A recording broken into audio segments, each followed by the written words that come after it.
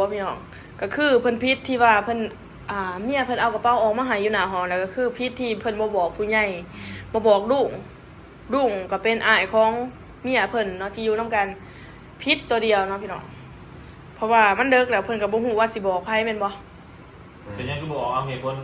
เหมือนเป็นยังคือบอกบอกก็ย้อนว่าอยู่ประเทศไทยนะบ่รู้เป็นอะไร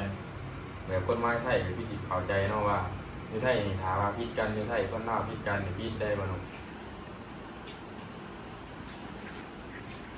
เนาะพี่น้องนี่นะพี่น้องตอนนี้ก็บ่าวเพิ่นก็นั่งกินข้าวอยู่นะกินข้าวกับหยังบ่าวกินกับปลาแล้วมากินกับน้ำตาเนาะพี่น้องถามกันเรื่องพี่น้องเนาะเพิ่นดวกฟักเนาะเพิ่นก็ดวกฟักแล้วก็กินกับน้ำตกหมูแล้วเนาะก็มีข้าวเหนียวนะพี่น้องนี่เขาบอกกินข้าวเฉพาะมีอาจจะขิมมันเป็นแนวนี้นี่เองเนาะก็คือเข้าใจเลยนะพี่น้องว่าเป็นยังบอกคืออันนั้นถือเมียบอกเลยหรือว่าถือเมียทิมมันเลยเนาะนี่แหละก็คือน้องตายไปอ่านเบิ่งคอมเมนต์แล้วก็เข้าใจเลยนะพี่น้องเพราะว่าเป็นคนแบบเงียบๆมีหยังก็เก็บไว้ผู้เดียวบ่มักอธิบายได้เฮ็ดให้เมียบ่พอใจเนาะคือเวลาเมียเครียดเมียหยังเพิ่นก็จะเงาะอยู่ว่าเงาะบ่ล่ะว่าบ่เงาะก็คือได้ยินเมียเว้าแหน่ว่าผัวเงียบเว้าอีหยังก็อธิบายผัวก็นอนแม่นบ่ข้อยเข้าใจได้คันว่าเว้าเลยอันนี้มันต้องฟังความทั้งสองฝ่ายแม่นเลยเนาะพี่น้องแล้วเขาก็สิบ่เว้าเรื่องเขาอีกเนาะเพราะว่าก็ขอให้ผู้ใหญ่เขาเว้ากันซะถ้าว่าเฮาเฮ็ดคลิปเว้าอีหยังก็ขอโทษขออภัยนำเด้อพี่น้องแต่ว่าต่อไปนี้เฮาก็จะขอหยุดเว้าเรื่องนี้ก่อนเพราะว่าให้ผู้ใหญ่เขาเว้ากันเนาะว่าสิเอาจังได๋ต่อแม่นบ่เว้านี่เราเพิ่นก็นั่งกินข้าวอยู่พี่น้องนี่เราสู่ต่อไปเนาะนี่ก็คืออายมาให้กำลังใจนะพี่น้องบ่าวโนก็คือแบบว่ามาให้กำลังใจน้องชายเพิ่นเนาะเพิ่นพาน้องชายเพิ่นมาแต่เชี่ยพาไปเปิดหูเปิดตานะพี่น้องนี่เนาะเพิ่นมาบอกว่าผู้หญิงหันหาใหม่เนาะเฮ็ดคืออายนี่เพิ่นว่าพี่น้องแล้วว่าอายหันยังโสดอยู่บ่เดี๋ยวนี้ยังโสดบ่ทันมีแฟนเนาะถึงบ่อย่างมีเมียนะหันได้จะมาใส่ชีวิตแบบชีวิตแข็งขุ่มก่อนหันได้จังว่านี่เนาะพี่น้องก็คือใส่แหละกระเป๋าเอาเขาไว้แล้วบ่กระเป๋าก็คือเบิ่งแม่นต้องประหยัดได้บ่เห็นบ่กระเป๋าอ้ายนี่เบิ่งเป็นตัวอย่างเนาะนี่มันบ่มีเงินเลยพี่น้องแม่นกระเป๋าเบิ่งติกระเป๋าโอ้พี่น้องเอ้ยยูทูบเบอร์แสนซับเนาะป้าเถอะจริงๆมาลงให้โอ้อลังการกว่านี้พี่น้องไก่น้องขอสปอนเซอร์ได้พี่น้องก็คือแบบสปอร์ตจะบ่มีแฟนเบิ่งเงินกับหัวมีสไลด์ด้วยตัวพี่น้องนี่เนาะโอ้มี200ให้ตัวนี่โอ้เนาะ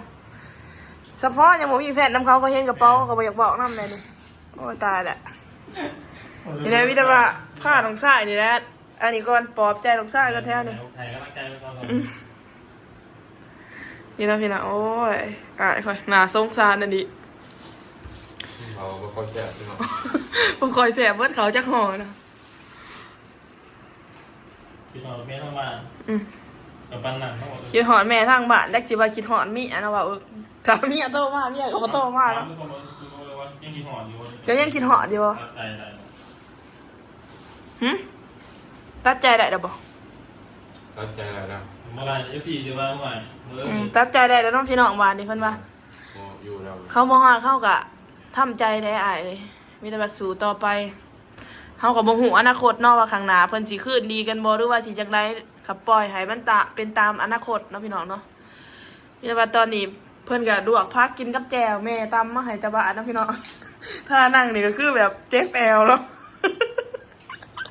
โอ้ยเนาะจักสิว่าหนาส้มเผยจักสิว่าสงสารโอ้ยข่อยมันเป็นแนวนี้คือแบบเก็บได้เด้อกินแล้วก็เก็บได้เด้อโอ้ยตอนนี้ก็คือว่าวีผมนะพี่น้องแต่งตัวรอแต่ว่าแต่งตัวเองแล้วรอพี่น้องเป็นยังไงรอให้แบบเป็นยังไงจะตั้งแต่จะคิดว่าน้องชายจะงงว่าที่ว่ายังไงกลับไปหามีไอ้คำมายากลับนะคำมายากลับ โคตรเลยนะที่นี่ไม่ได้กลับนะ แม่น โคตรเลยเพราะว่าโอ้โหเหตุการณ์ใดขนาดนั้นนะพี่น้องแต่ว่ามันเป็นเรื่องจริงที่ว่าบอกนะ แม่น เราลมจิกลมยังก่อน เด้ตอนนี้บ่เพิ่นก็เฮ็ดส่งหอมหอบเนาะ มาฮอกมาเลยวิทยาแต่งตัวใหม่เนาะครับพี่น้องกับวิทยาFC ว่าแบบกำกับขึ้นกับโคตร แม่น นี่แหละพี่น้อง คนโง่เนาะพี่น้อง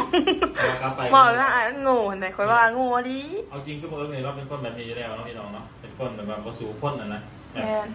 จะเป็นอะไรเบื้องคลิปกับหูพี่น้องนะว่าเราเป็นคนใจได้เนาะแบบเบากับโบเกง แม่น แถมยังแบบ เก็บกดไว้ในใจแบบ คน อันนั้น ในใจมาระบายคนที่หัวใจพัง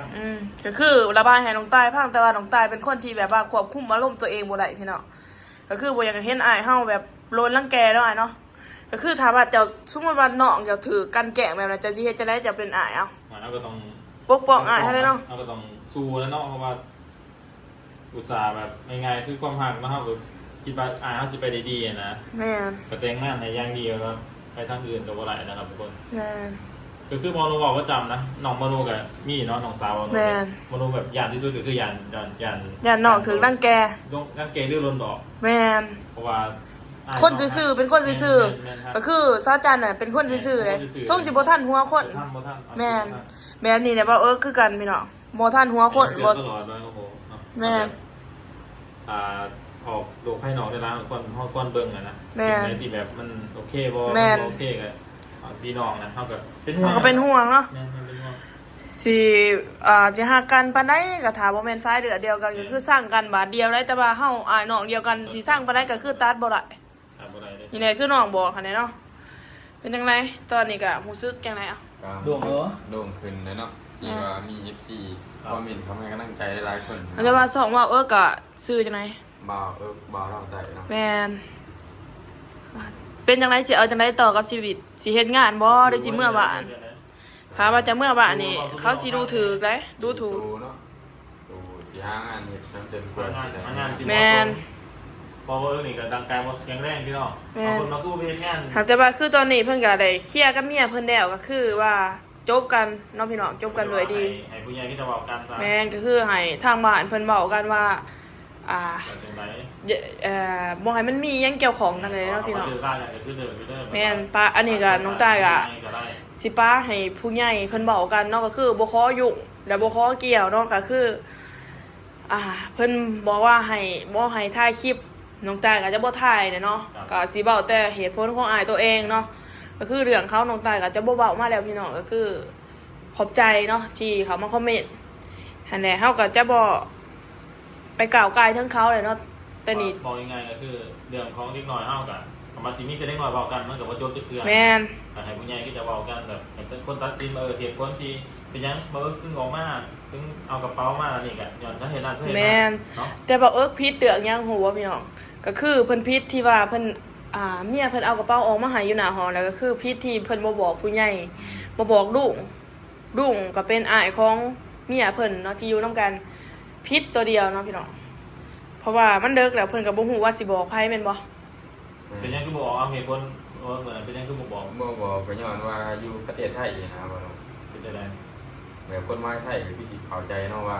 อยู่ไทยนี่ถ้าว่าผิดกันอยู่ไทยคนลาวผิดกันนี่ผิดได้บ่เนาะ พิษก็คือแบบว่าถ้าเฮาสิไปเคาะห้องเอิ้นเมียหรือว่าเอิ้นไผเสียงดังก็คือ มันรบกวนเขาก็คือฮู้กันอยู่ว่ามารยาทคนไทยเป็นแนวใด อยู่ในห้องหันก็บอกเสียงดังบ่ได้ แม่นเพราะว่ามันเป็นห้องแบบห้องอะไรเนี่ยห้องอีหยังว่าเขาเอิ้นแพร่านที่เขาเอาไปตีแพร่านนะมันก็คือเบาแห้งบ่ได้มันสิรบกวนก็คือ มันบ่คือห้องเฮาที่ว่าเฮาเว้าอยู่ในห้องแล้วไผจะบ่ได้ยิน แต่อันนั้น บัดไปโอเคเบอร์บ่มีเบอร์โทรบ่มันเกิดเขาสิถามซะเด้ โอ้ แม่นบางทีว่าเป็นลูกเป็นป่าบ่มีเบอร์โทรบ่ได้แชทบอกกันบ่ เสร็จบอกก็คือบ่บอกตอนบ่มาฮอดห้องน้องตายแล้วเนาะพี่น้องเพราะว่าลูกเพิ่นก็น่าจะนอนในมื้อนั้นเพราะว่ามันดึกแล้วบ่ก็ต้องไปซื้อกับข้าวแม่นบ่ เรื่องนี้ก็คือว่าเป็นเรื่องนิดหน่อยกับเอาผิดแต่เขายอมรับเนาะ แม่นเฮาผิดเฮาก็ยอมรับแต่ก็มีแต่ซ้ำนี่แหละพี่น้องเฮาก็จะบ่ขอเว้าอีหยังต่อมีแต่ว่าบ่เพิ่นก็ชี้แจงก็คือจบกับภรรยาเนาะ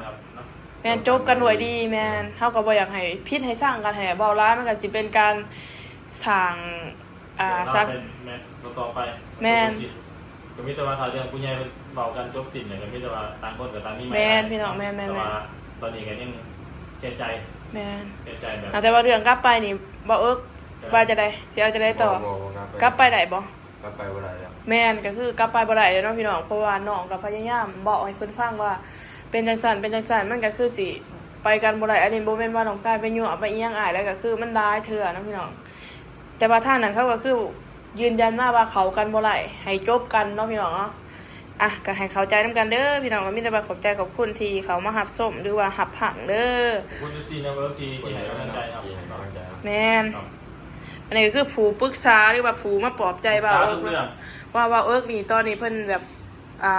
ค่อนข้างว่าสิเป็นโรค ดี๋ยว ซึมเศร้า คนนู้นสิพาน้องแต่งแบบหาการทำงานดีๆแล้วก็ แม่ งานนี้เงินแล้วก็แต่งตัวรอๆหาผู้สาวมา แม่นหากแต่ว่าสิหาผู้สาวให้น้องหั่นอ้ายหั่นบ่ทันมีหั่น ไอ้ว่าเป็นยังไอ้แบบไอ้อิสระไอ้มันอิสระ บ่ ไอ้มันอิสระ บ่แม่นหาบ่ทันได้ น้ำท่านไหนเนี่ยอะไรกับมันอิสระการดีจะมีสู่มีแผนแต่ต้องเบิ่งมีนิสัยเนี่ย แม่นโอเคเนาะพี่น้องก็มีแต่ว่าขอบใจเนาะ เนี่ยครับ พอกันใหม่คลิปหน้าเด้อบ๊ายบาย ครับ